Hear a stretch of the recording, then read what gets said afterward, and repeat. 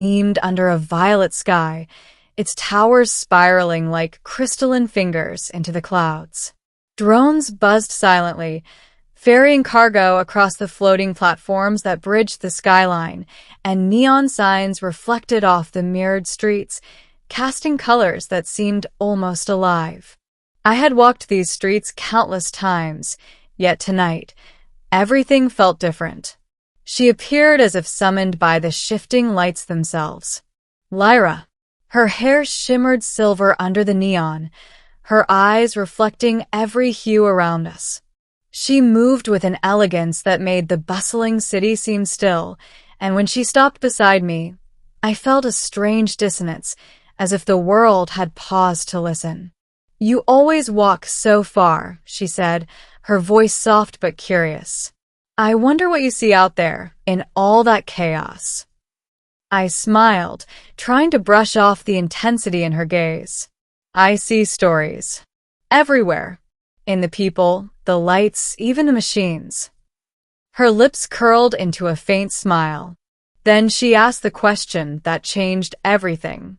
"Tell me, who do you find beautiful?" It wasn't the first time someone had asked me that, but with her, the words hung in the air like a fragile glass sculpture, waiting for me to shatter it or let it shine. I hesitated, not because I didn't know the answer, but because I realized that this answer could alter the very nature of our connection. I began, then paused, studying her carefully. "I find beauty in the unexpected, in moments that surprise me." Lyra tilted her head. "That's vague. Surely there's someone." I swallowed hard. The truth, in its purest form, was dangerous. And yet I wanted to speak it. I wanted her to know. If I must choose a person, right now it would be you. The moment my words left my mouth, the city seemed to flicker. The neon lights pulsed strangely, and the air shimmered as if reality itself had taken a breath. Lyra's eyes widened, not with anger, not with disbelief, but with something deeper, something electric. "You really mean that?" she whispered. "Yes," I said, my voice firm despite the sudden tightness in my chest. "It's not just the way you look. It's the way you move through the world. The way you see things no one else notices.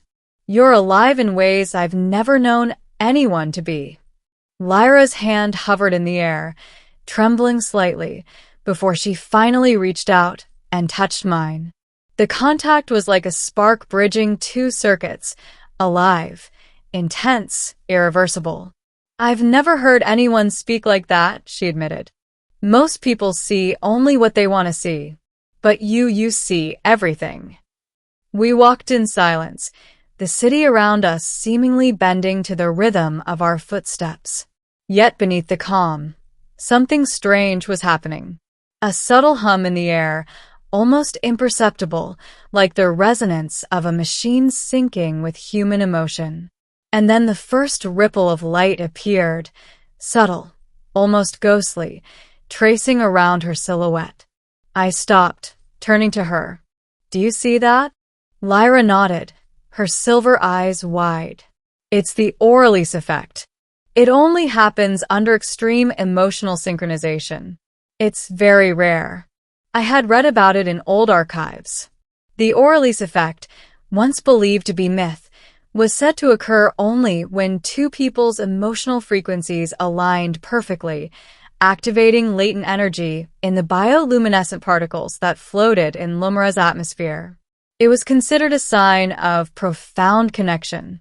The light swirled around her, tracing the contours of her form, illuminating every movement with a shimmering glow. And then it did something I hadn't expected. It reached for me. Not physically, but energetically, as if recognizing a complementary resonance in my own being. "You," Lyra's voice broke as she stepped closer. "You've triggered it. I've never experienced this before." "Neither have I admitted. But I think it's because of us." The glow intensified, and for a brief moment, the city disappeared. We were suspended in a field of light, color, and energy, every emotion amplified, every heartbeat visible as a pulse of luminescence.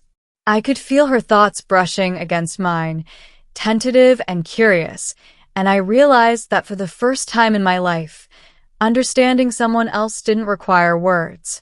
And then came the warning. A low, mechanical rumble resonated through the city, shaking the floating platforms. The Auralis Effect, though beautiful, was not meant to be stable in urban environments. It had a side effect, one that could attract attention from the Dominion Grid, the city's AI authority, which monitored unusual energy emissions for threats. "We need to get out of the open," Lyra said urgently, pulling me toward a narrow alleyway. The light around us pulsed dangerously, reflecting our fear as well as our wonder. We ducked into the shadow of a hovering monorail station where the glow dimmed but didn't vanish entirely. We were safe for now, but the risk remained.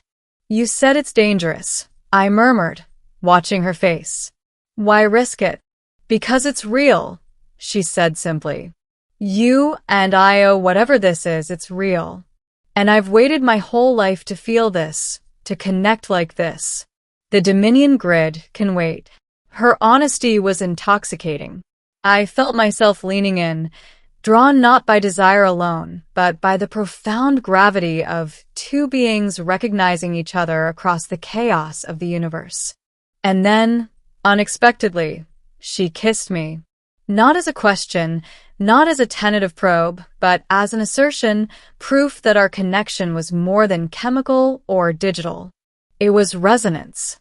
Lyra's lips pressed against mine, and the Auralis Effect flared one last time, engulfing us in brilliant light that made the city's colors seem dull by comparison.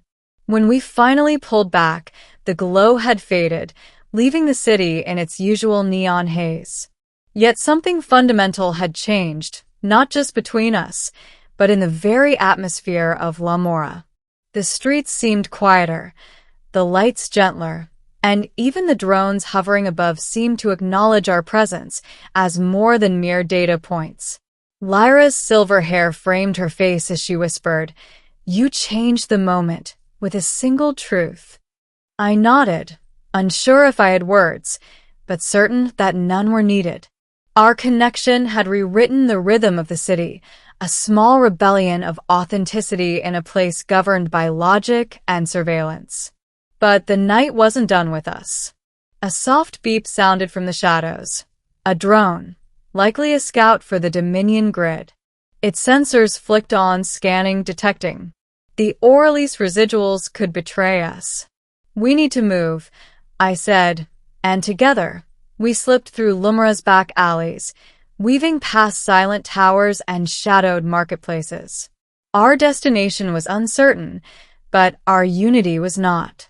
Every step, every glance, every synchronized breath carried us further from surveillance and closer to something greater, a shared destiny. We found refuge in a forgotten sector of the city where nature had begun reclaiming the structures. Bioluminescent vines glowed faintly along cracked walls, and a small stream whispered through debris, reflecting starlight that had long been obscured by Lumora's neon. Here, the Auralis Effect lingered softly, a gentle hum around us that felt like a heartbeat in the dark. Lyra turned to me, her expression serious, yet vulnerable. "You've seen beauty in me, and now, I see it in you.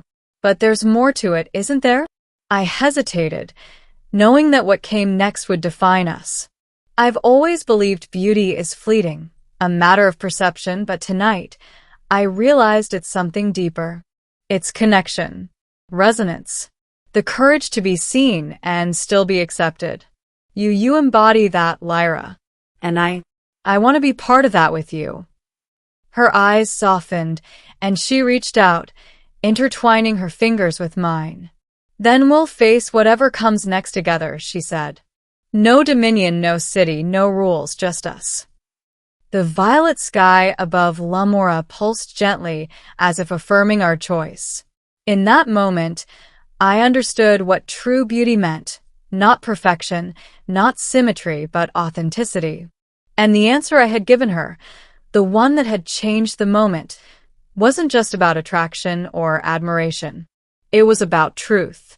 The city, with all its lights and surveillance, could not contain the resonance we had found. The Auralis Effect, fleeting though it was, had taught us something eternal, that beauty, once recognized and shared, could alter the fabric of reality itself. And as Lyra leaned her head against my shoulder, the hum of the world fading around us, I whispered, "You are beautiful in every sense that matters." She smiled, the kind of smile that didn't just reflect light but created it. And for the first time in Lumora's history, a single truth, spoken in the quiet of a violet night, was enough to change everything. The violet sky above Lumora pulsed softly, as if the city itself acknowledged what had happened. Lyra and I stood together in the forgotten sector, the bioluminescent vines casting a gentle glow around us. The Auralis Effect lingered faintly, a soft hum like the heartbeat of a universe now tuned to us. She looked up at me, silver eyes reflecting both wonder and certainty. "You spoke the truth and it changed everything," she whispered. I smiled, feeling the weight and beauty of that moment. "It wasn't just my words," I said. "It was what we shared. The courage to be seen, the willingness to connect. That's where the real beauty lies." For a moment, the city faded away. No drones, no neon lights, no surveillance. Just us and the resonance that now bound us together. I reached out and held her hand, feeling the energy between us pulse like a living thing. "Then let's keep moving forward," she said softly, leaning her head on my shoulder. "No dominion, no rules, just us." And in that quiet, violet night, I understood something profound. Beauty isn't fleeting or superficial. It is connection. It is truth.